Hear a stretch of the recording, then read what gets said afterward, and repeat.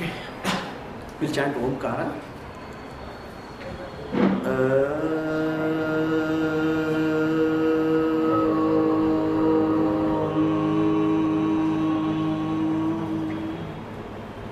Together.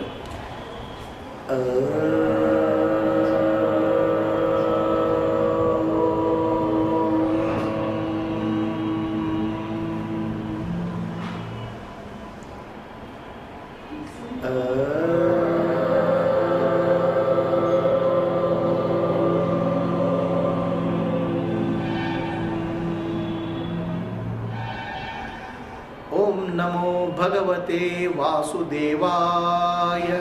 Om Namo Bhagavate Vasudevaya. Om Namo Bhagavate Vasudevaya. Om Namo Bhagavate Vasudevaya. Om Namo Bhagavate Vasudevaya. Om Namo Bhagavate Vasudevaya. Om Namah Shivaya. Om Namah Shivaya. Om Namah Shivaya. Om Namah Shivaya.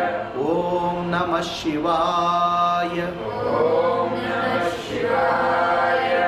Guru Brahma, Guru Brahma, Guru Vishnu, Guru Vishnu, Guru Devo, Guru Devo, Maheshwaraha, Maheshwaraha, Guru Sakshat, Guru Sakshat, Parabrahma, Parabrahma, Tasmai Shri, Tasmai Shri, Gurave Namaha, Gurave Namaha, Dhyanamoolam, Dhyanamoolam, Guror Murti, Gurur Murtihi, Pujamoolam, Pujamoolam, Guror Padam, Gurur Padam, Mantramoolam, Mantramoolam, Guror Vakyam, Gurur Vakyam, Mokshamoolam, Mokshamoolam, Guru Krapa, Guru Kripa, Atmadarshanam, Atmadarshanam, Brahmadarshanam, Brahmadarshanam, Atmadarshanam, Atmadarshanam, Brahmadarshanam, Brahmadarshanam, Brahmadarshanam,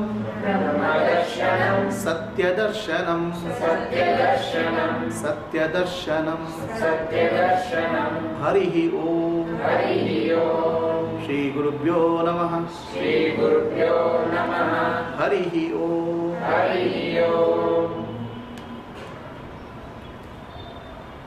Okay. So what should I speak on? What topic is of interest or any questions that I can answer?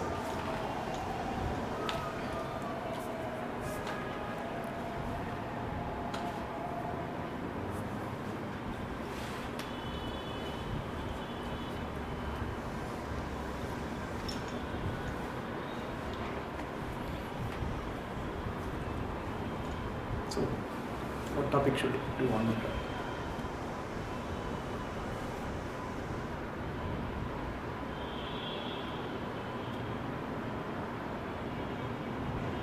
Ego or getting hurt by someone, Ego? like getting hurt by someone. Hurt by someone. So the question is a question or is a statement? No, at times we do get hurt by someone. Ah. So, Okay. So actually, in life we come across various situations. So the question is, we get hurt by someone. Now, life itself is like that, right? Journey of life is like that. Sometimes you come across a very positive environment. Sometimes you come across very negative environment. Sometimes neutral. It's like a journey. When you're going on a journey, there'll be some ups, downs, valleys, and in roads like Bangalore, you have always humps, okay, and also potholes, right? Sometimes there are no roads. Life is like that. So we'll come across many situations in life. So in these situations, we cannot avoid these situations because life is like that. You'll have to come across. It can be a good comment by somebody. It can be a negative comment by somebody, or it may be a gain somewhere or maybe lost somewhere, we'll go through ups and downs. It's per se, it's not possible to avoid these conditions in life. Whoever is that, including the very people, evolved people like Sri Krishna. If you know the life of Sri Krishna, by birth, even in his mother's womb, there were people trying to kill him. Kamsa, his mother's brother, he tried to kill the child in the womb.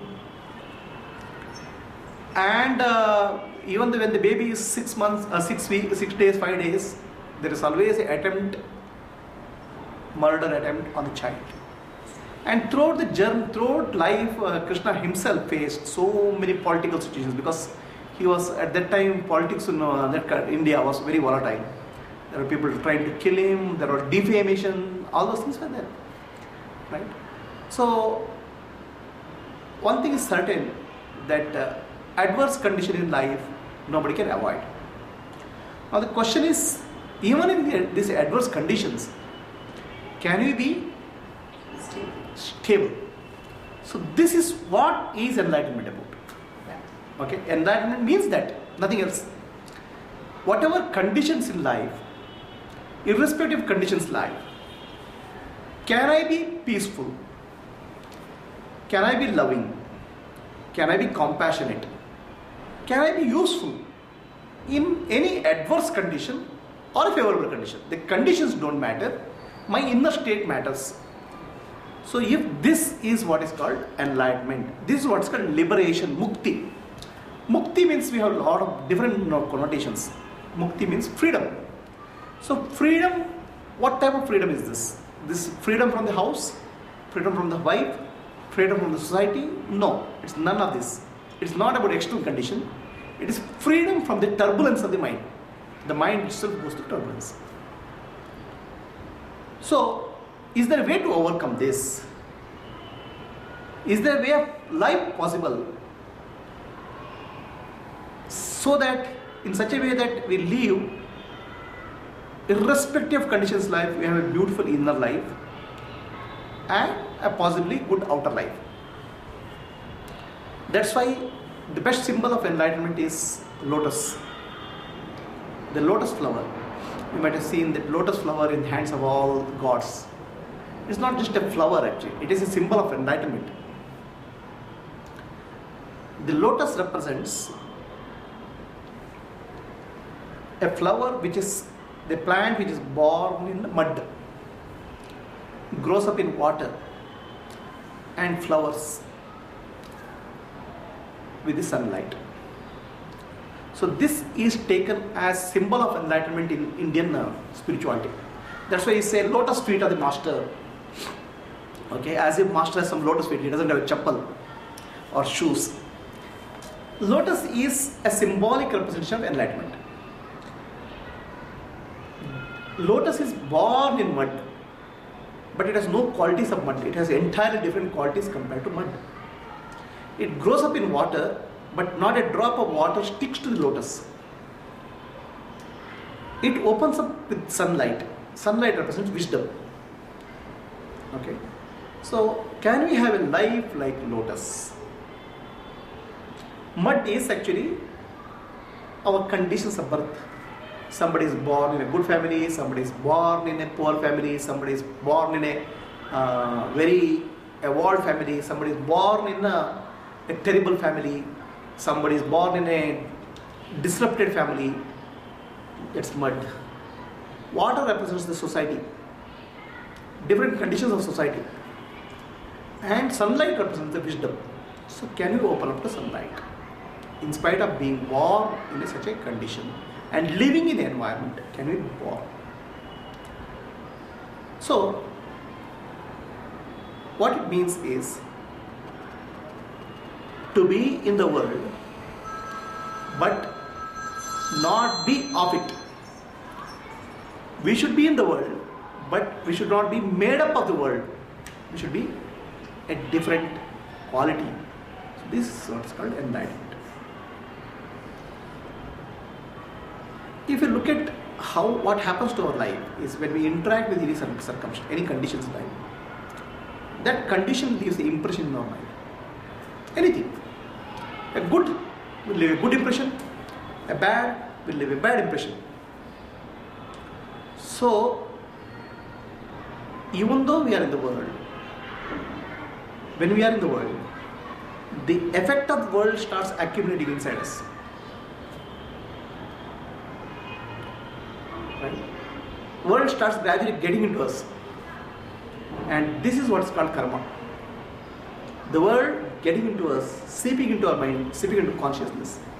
Somebody said something, I felt happy. Happiness gets recorded. Somebody said something, I get hurt. The hurt gets recorded. Okay, so there's a recording which happens continuously. This recording is what we call as ultimately impressions, vasanas. How do you overcome this? Then first you have to understand who is getting hurt. The person who is getting hurt is the ego. Ego is the one which gets hurt. Now what is this ego? What do you mean by ego? Ego in Sanskrit is called aham bhava, ahamkara. Okay, this is not same connotation as English word called ego. It's called ahamkara, which is actually slightly different connotation than the ego in English. Ahankara means the feeling of I-ness is called ahankara. The feeling of I-ness. Right? All of us have a feeling of I-ness in us. I. Okay. Now this I-ness feeling gathers my-ness. My-ness. Ahamkara gets mamakara. There's a basic feeling of I which says this is mine, mine. Body is mine, mind is mine, intellect is mine. Okay? This vehicle is mine, this house is mine, this wife is mine, this husband is mine, this job is mine. That I-ness starts accumulating. Okay? The root is called I-ness. Now, that person is very egoistic, we'll say. Okay? Everybody is egoistic in that Sanskrit terminology. Everybody who has a sense of I-ness is called egoistic. Now, have you seen a person who has no ego? Have you seen anybody like that? Who? I'm not a person. Okay? A child. Okay? A child is not in a state of ego. Okay? As the child grows, it starts developing ego. There is no sense of I-ness there. That I-ness starts solidifying and becomes minus. And then it grows. That I-ness. I is the seed. That I is called ego in Sanskrit. It's equivalent of ego. It's called ahankara. Ahankara leads to mamakara. Mamakara leads to attachment. So now anybody says something, you get hurt because of this I-ness. Okay. So that person is very egoistic. He doesn't see my face. So what? You got hurt because of your ego, not because he didn't see your face. So each of us have that I-ness. Now if that I-ness can be removed from the root, then you will become like a child. You start living life like a child. Okay. How does a child live? Please tell me. How does a child live? What? Spontaneous. Very spontaneous.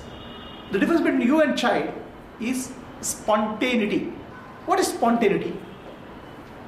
Whatever situation comes, he just is there. Like, he's Huh. in the moment as the moment. At the moment. Act according to the moment. Act in that moment. Okay? In the same situation, we are not spontaneous. We are deliberating. Okay? So, what is the difference between me and the child? What is the difference between adults and the child? The child is always enjoying, irrespective of whatever it is. Correct. It may cry also. If it falls, it cries also. But the moment it will forget, it will go. Spontaneity and enjoyment is what child is. Right? What is the difference? What made a difference in the adults? What is the difference in the adults? Why What as a child, what we had, how did you lose it? That is ego. That is I-ness. So what is there in the child which is not there in us? Please tell me. You can't understand because you don't have child. Okay? First have a child. So it's why the earlier days said, please understand, all these things, our ancestors said, a person without a child cannot get mukti, liberation. They said, do you know this? Makkalaagadiddare mukti illa. Without a child, you cannot get liberated, they said. That's because at least if you have a child, you learn something from the child. Not otherwise. To learn from the child. And in India, we have understood the message so well. We have produced 1 billion people and still not understood mukti. Makkalaagadiddare mukti illa. This you can only those who understand Kannada can understand, which is actually not correct. Makkala hage agadiddare mukti illa. Unless you become like a child, you cannot get liberated. Now, what is that in the child which is not there in us? What is that we have lost? No, what is it we have lost? Why we are not like a child? Spontaneity we have lost. How did you lose spontaneity? Because we are affected by what people think or what is the society think or what are our actions, and we start accumulating unnecessarily. With the spontaneity goes away. And at times it so happens that you are very spontaneous, but people want you to change. And you get married and come into a family, they want to put pressure on you. Mold you. They mold you. The society tries to mold you. Okay, now let us assume that the society is like that. It will be like that. It has been like that. Okay. Still, what made the difference in your life? Okay. So what makes a difference in life is the child is spontaneous because child has no past and it has no future. Okay. Child has no memories of past and child doesn't know what's in the future. Only when you are not bothered about future and only when you are don't have a background of past, then you can be spontaneous like a child. So now you understood what ego is. Somebody who has a future and somebody who has a past is called ego. So do you have a past? Huh? As you become older, our past becomes bigger. So as you become older, the past starts growing. So have you seen a youngster, teenager, ask about life to him? He says, I want to do this, I want to achieve this, I want to be a pilot, I want to be a prime minister, I want to be a minister, he'll say. Right? A teenager has a future. A old man you ask, what times this year? Time has gone bad. In our time, nothing happened. 1 rupee, we used to get 1 kg rice. Okay, a teenager has a future, and a old man has a past. And old man cannot see into future because his death is approaching. And middle-aged people have both past and future. Both the baggages. So, this baggage is called ego. The baggage of past and expectation of future is called ego. Now, if you are able to drop the baggage of past and drop the expectation of future and live, okay, that's what is called surrender. All religions will teach surrender to God, surrender to God, surrender to God. People don't know what is surrender. And the moment we get a problem, God, I have got a big problem, it's for you to solve. You surrender the problem to God. Okay?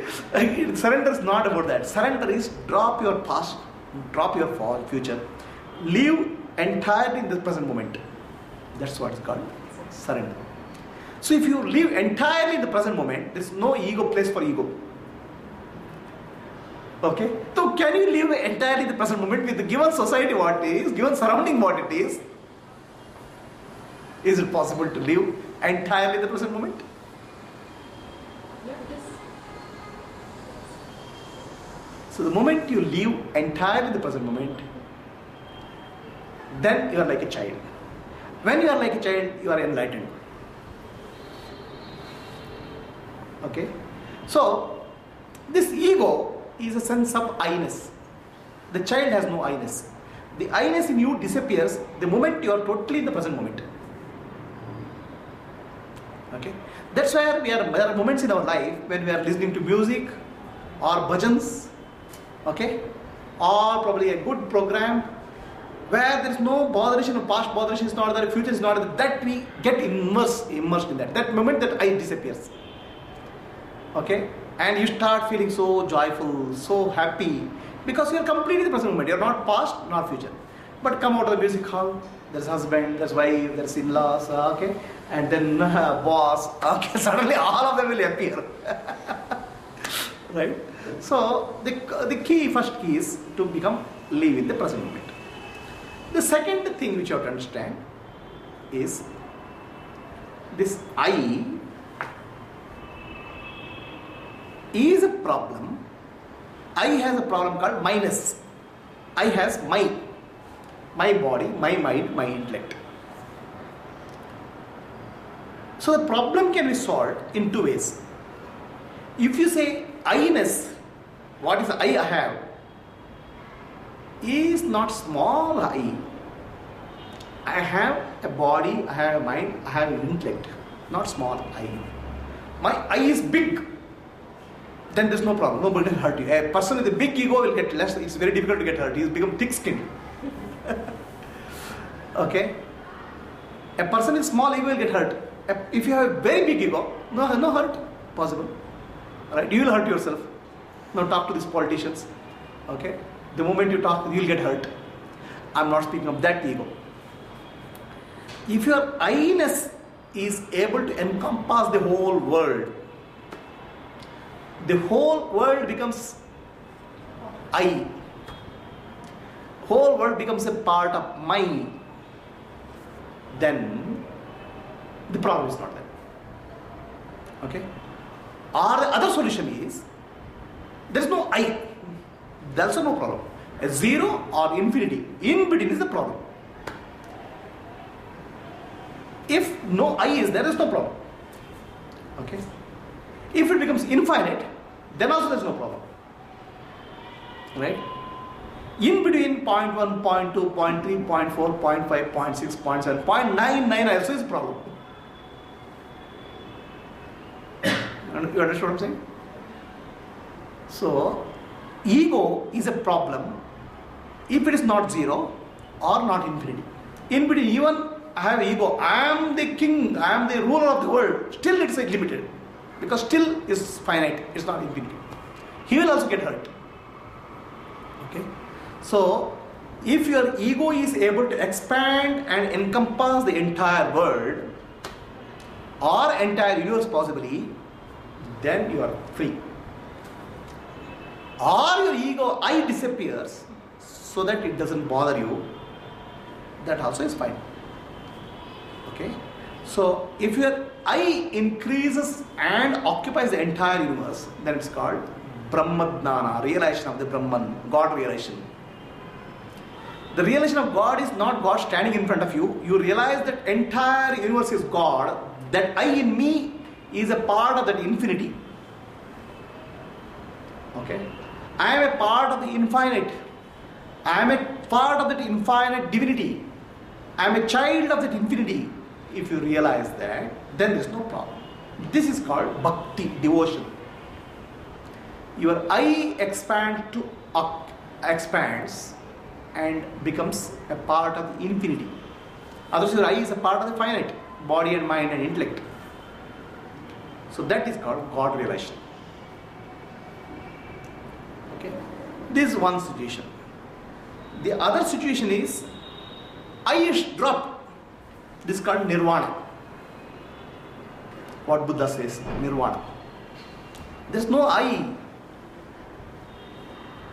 What is there is pure consciousness, Chaitanya. Then also you are not bothered. So in between people have always a problem. Either your I should be a part of the infinity, then you are full of love and devotion. Or your I disappears, then you are full of wisdom. So these are the two extremes. Now I have not reached become zero, neither I have become infinity. Then what to do? Then you have to learn how to manage your ego. Ego management. And then there are so many courses, right? Anger management course, stress management course, yoga, then there is a meditation. Everything is there to help you to manage. But management is not a permanent solution. Either removal or becoming part of the infinity is the solution.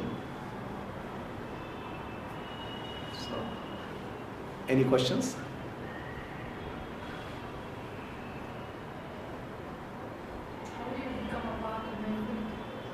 How do you become part of the infinity is the question. Now you are a part of the finite. Right? What you are a part? You are a part of the finite. You are a part of the body, mind and intellect. In reality, you are a part of the infinite, but you don't recognize it. The problem is in recognition, but not becoming. Already you are a part of the infinite. Okay? So, but you are not able to recognize it. How do you recognize that? Is the question. How do you recognize that you are a part of the infinite, not small? Right? So there are two ways of recognizing it. One is called Jnana and other is called Kriya. Jnana Marga and Kriya Marga. Through a clarity and wisdom, you can understand that you are a part of the infinite. This is through a teaching of a realized master. You can learn how you are a part of the infinite. This is a teaching, a step-by-step teaching, which indicates you. It's like learning anything. You learn how you are not a part of the finite, but you are a part of the infinite. It's called Jnana. Then there is a Kriya. Kriya is related to energy in the body. All experience in our life is an energy movement in our body. Whether it's a joy, a fear, a sex, anger, everything is an energy movement in the body. Okay? So the energy can move downwards, energy can get spread out, energy can get dissipated. The energy, when it moves with the devotion, love, the energy starts moving upwards in our center. That opens up this heart center and this center called Sahasrara. When that energy opens up these two centers, there's a deep opening, because our body has 7 centers. They are called chakras. This is called 7 chakras. It starts at the base chakra called Mooladhara, Swadhisthana, Manipura, Anahata, Vishuddha, Adna, Sahasrara. These chakras are the centers of energy, vortex of energy is where mind operates. Depending on your level of evolution, you operate in one of these centers. At the lower level center, you are more identified in the body. At the mid level center, you are more identified in emotion. At the higher level center, you are more identified in intellect. And finally, the liberation happens at this center. When the energy moves from downwards all the way upwards and merges with the pure awareness here, then the sense of individual identity merges with the infinite. It is like a doll, salt doll, going into the ocean and merging with the ocean. You start experience that infinity merger at the center. So this actually people call Kundalini, or it can be called Bhakti, devotion, many names you can call, where there is a tremendous amount of energy movement upwards. Otherwise our energy movement is downwards and outwards. So there is 2 paths. One is path of Kriya and other path is our Jnana. So this Kriya and Jnana both have to happen with the presence or knowledge, with the presence of a realized master. An unrealized person cannot teach it and cannot make it happen.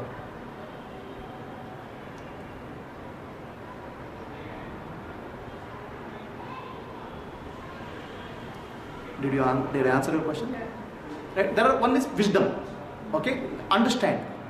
A clarity of the mind, both is required. And there is The mind itself is not sufficient. The energy, life has to become experiential energy. That energy has to move upwards, merge with the awareness at the top of the head, Sahasrara.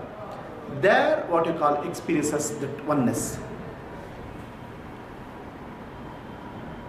And energy movement happens because of devotion. So when you are emotional, so the energy movement has happened. Similarly, when there is deep devotion, also energy movement happens. And that energy movement has a different quality.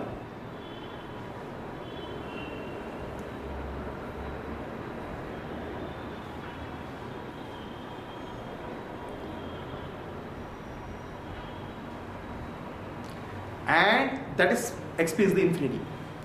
Experiencing the I disappearance of I, or the sense of individuality, is through what you call Atma Vichara, is self-inquiry.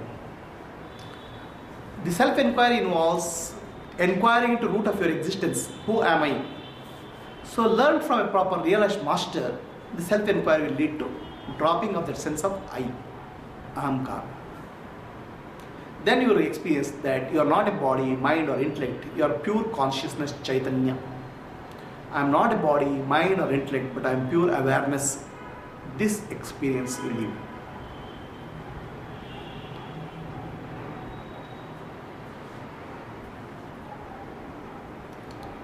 Any questions?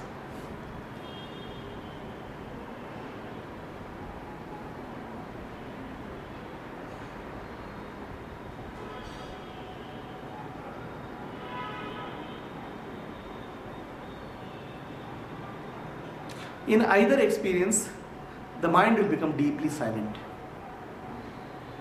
The mind doesn't move. Mind becomes very silent and serene. So that is one way of, because there are times only, very few moments when it is very silent and it's serene.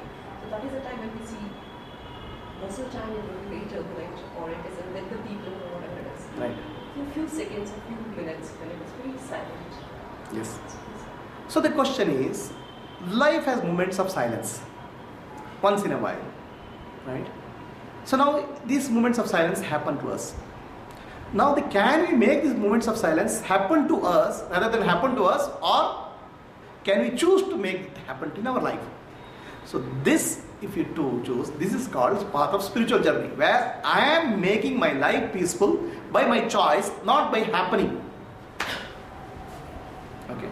You are making a conscious decision that I am not going to be disturbed by the circumstance.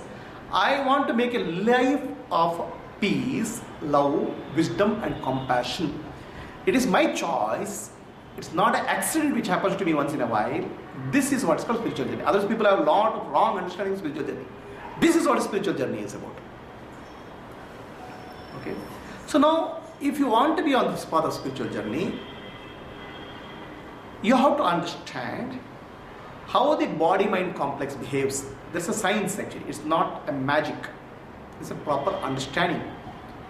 With the proper understanding of your life, proper understanding of your chakras, energy systems, you can overcome all this turbulence of the mind.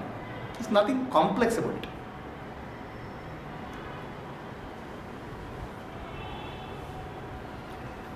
So you asked a question, how to make it happen?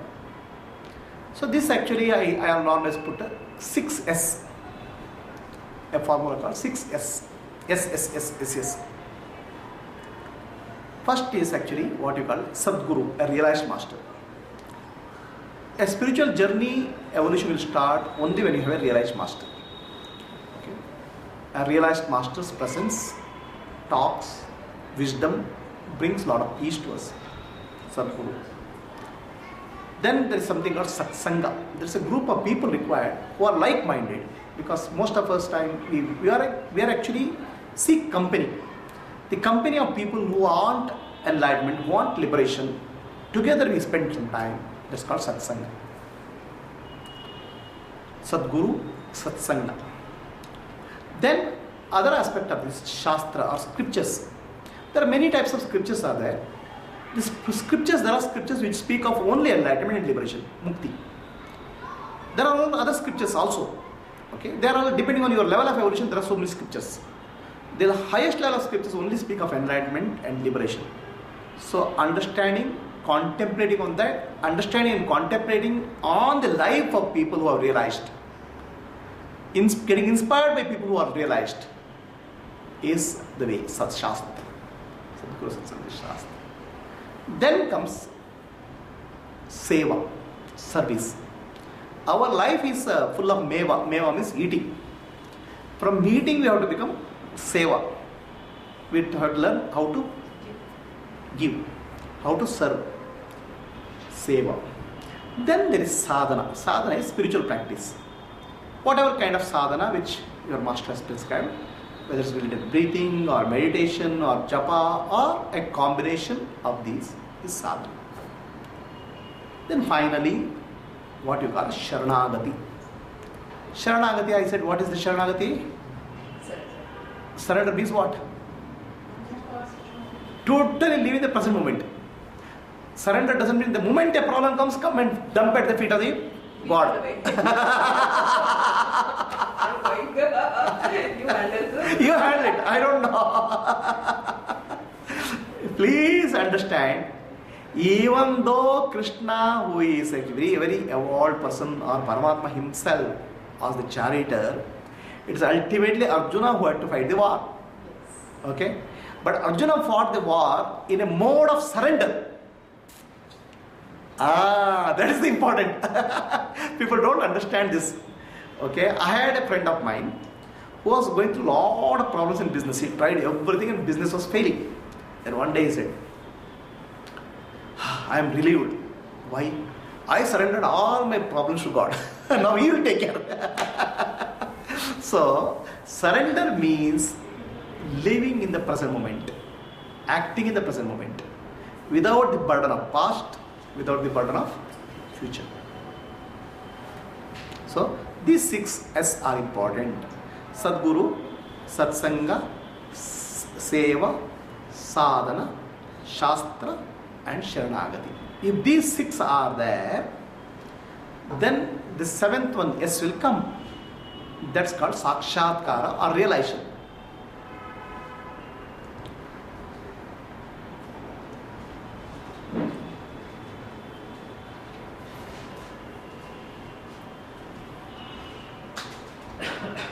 What is the time now? It's time to go. It's 9 o'clock. Isn't the action in the present moment far something about the future? See, then I have to tell a story.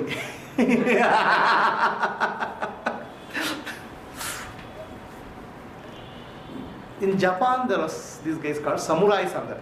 You heard of a samurai? What is a samurai? Warrior.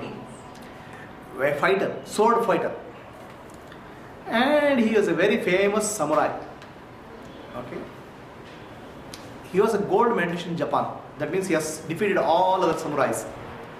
And the king has given him, in honor of that, he has given him a golden sword. And that in those days, having a golden sword itself is an honor. And he used to walk with that, he doesn't sheath the sword. He walks with the sword like this on the streets. So people give him respect on the streets. So respectful person. There's respect all around. All newspapers are full of praise, like our cricketers, great cricketers or film stars. He is a hero in Japan. One day he goes back home, marching into the house with that sword, and he sees a small rat sitting on his sofa. He makes sound, shh, it doesn't move. Shh, it doesn't move. Shh, it doesn't move. Then he gets angry. He takes his sword and throws at the rat. That rat moves a little bit. Unfortunately, the sword falls into the ground and it gets bent. Immediately there was a newspaper reporter catches taking photograph. Samurai's sword is bent by a rat. So this is the news, and all newspapers publish it. This guy is in Japan, it's a very, very, the honor is most important thing for a person. Okay, so now his honor is gone. Yes. How come a samurai was defeated so many people? His sword is cut by a rat or damaged by a rat. This news has spread like anything. He cannot show his face to anybody. Okay, so now he asks for help, counseling. What to do with this rat? Then somebody tells him, for rat, only solution is a cat. Okay, you have not seen Tom and Jerry movie? So, get this Tom, a cat. In Japan, the cats are so advanced actually, they read newspapers every day. And the moment this guy goes and approaches any cat, the cat runs away. A rat in Samurai's house has cut his sword itself, and what about our fate? I know cat wants to come to his house. Now he has a big problem. Right? What to do? He goes to the king. Okay, king has a big palace, right? In palace there are many rats. So king has an army of cats to take care of the whole palace, so that no rats are in the palace. The army has a captain. Okay, so and you know that soldiers how they move. All of them move in with band, basic and all. So all this cat has the commander moves and everybody has that music, and they come to the court. Now this captain has already read the newspaper, and he is afraid the samurai will come to the palace, and what will happen to my reputation? Okay, if I get into this rat problem, I have a big problem of reputation. Already has very lot of struggle, he has come to that position of a captain. Right? So now this guy captain, this guy, but before itself, his spies has told him, this samurai is coming to the king's palace. Now he has understood, oh, he is coming and asking our cat army to catch. Then what happens? He has the ministers, the cat ministers, who will give him the ideas, the strategies, like these politicians, no, they have election strategies they do. Like that, they will give advice. Okay, so they are all told. And the rat moves like this, you move like this. Make his hands like this, confuse the rat, go and capture him. Like that, all strategies are, there's no way how the rat can escape. So by the time this samurai comes, the captain has already mastered worked out all the strategies. Completely strategies are worked out. Okay. And the samurai requests the king, I have a rat problem in the house which is very terrible. No cats in Japan are able to catch. Please help me with your... King says, I have an army of cats. You take the captain. He is the best. So the captain goes to samurai's house. On the street, everywhere the bands are, the bands are there, or the military bands are there. And this cat comes to the samurai's house. And these cats are also, you have to understand, they're all helmet is there, the body shield is there, like they're warriors. They come there. So the rat is sitting on the chair. And this guy has worked out all the strategies. Okay, one of the strategies is confuse the rat. Show as if you are moving this side, the rat moves this side, that side, then you go and capture him. So he moves this side, okay, and jumps and hits his head against the wall. That rat is a dull rat. He didn't understand all these strategies. His head is injured and it starts bleeding. Already they have a stretcher and this thing is there because it's a king's cat. They have ambulance and all. This cat is taken in the ambulance. Now another big news in all Japanese picture. Even the king's captain cat is also damaged by rat. Samurai's house is a big problem. Okay. So now the situation has become very bad. This guy is so worried, his reputation is gone, no cat in Japan is able to come to his house. Then finally somebody gives him advice. There is a monk there, a Zen master. So he has a cat. Why don't you go and ask him? His cat must be wiser compared to all other cats. Okay. So he goes and asks Zen master, take the cat. The Zen master's cat is like this. Zen master himself has nothing, no food to eat. The cat is like this. This guy says, what, this cat? He's almost like dying. Take the cat, he says, Zen master. This cat is not even walk also. He has to carry the cat. He comes the cat and leaves at the house. This cat goes coolly, catches the rat, and eats and starts coming out. The problem is solved. Then all newspapers are interviewing the cat. How come you are so smart and all? Most brilliant cats in Japan have run away, and the king's cat is injured. And how come here? The cat says, I also, all these things I don't know. My Zen master, no, is a poor fellow. He doesn't have food to eat. And last several days, I also didn't have food to eat. I went to the house. There's a rat there. Rat is the food of cat. I went and ate it. I don't know anything else. Okay. So this is the story. For answer for your question, a small, big answer, big story for a small question. Most of the time, our mind is so cunning, it will keep on making strategies and strategies and strategies, and it will not address the specific situation in the hand. For every situation, there is only appropriate action. That appropriate action will miss. Our mind creates so many variety of scenarios. The appropriate action is missed. No doubt the appropriate action has an implication on the future, but the most appropriate action we miss. That is the most spontaneous action. That is missed because of this thing conjuring by the mind. The question is, in any given situation, are you able to spontaneously come to the appropriate action? That is no doubt that action has a future implication, but the moment you do, it is most appropriate, spontaneous. These are actually called divine acts.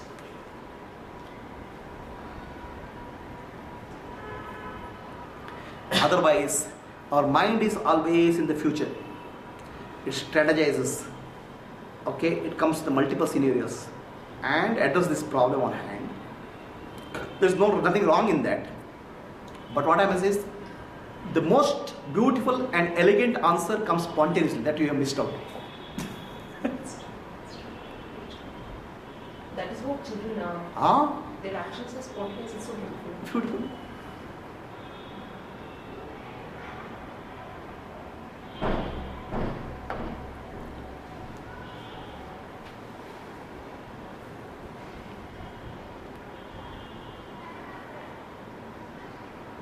Story in the bus. Huh? Story in the bus. Story in the bus. So, any questions? I think we have to pack this lady off, otherwise she doesn't want to go to America. Everybody's wanting that. So. She has purposefully kept this session at the end so that somehow she will want an opportunity to miss the bus. And we need to make sure somebody comes and pushes me in the plane. Starts the work. And then So there are students actually accompanying bodyguards. Yeah. They make sure that they get into the airport and go.